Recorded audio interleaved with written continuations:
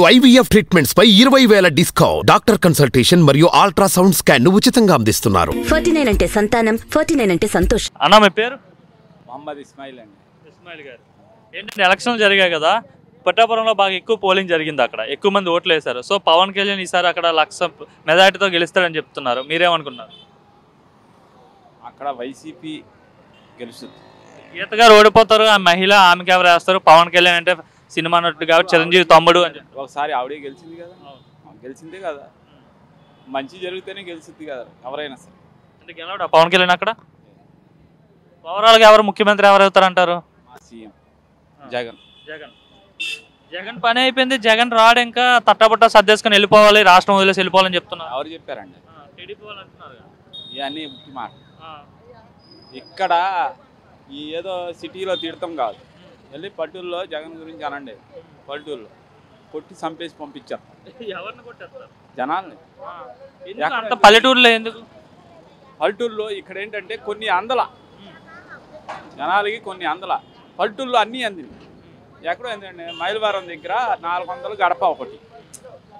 TDP వాళ్ళు meeting పెడతాకి వెళ్ళారు election ముందు. ఒక లాయర్ గారు వెళ్ళి నోరు జారారు.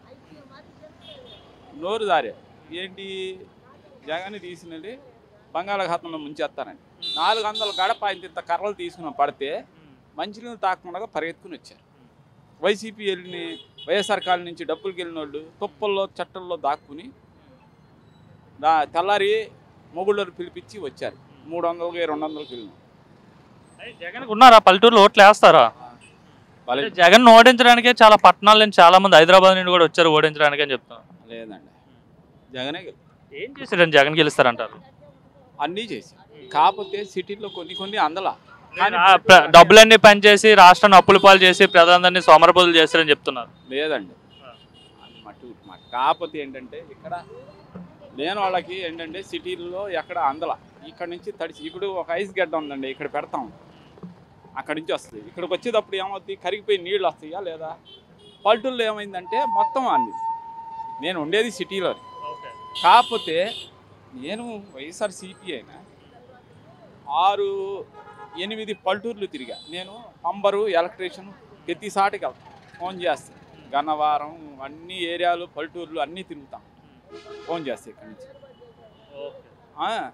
అక్కడ ఏంటంటే జగన్ గురించి నాకు తెలిసిన పల్లెటూరులోనే వెళ్ళి ఒక మాట, వాళ్ళు తెలుసు ఆ ఏరియా నేను తెలుసు అని ఒక మాట అనగానే నా మీద లేవచ్చు. ఆ పక్కనవాడు అన్నాడు, మనవాడే ఊరికి అన్నాడు ఏం తెలుసుకుందామని అని.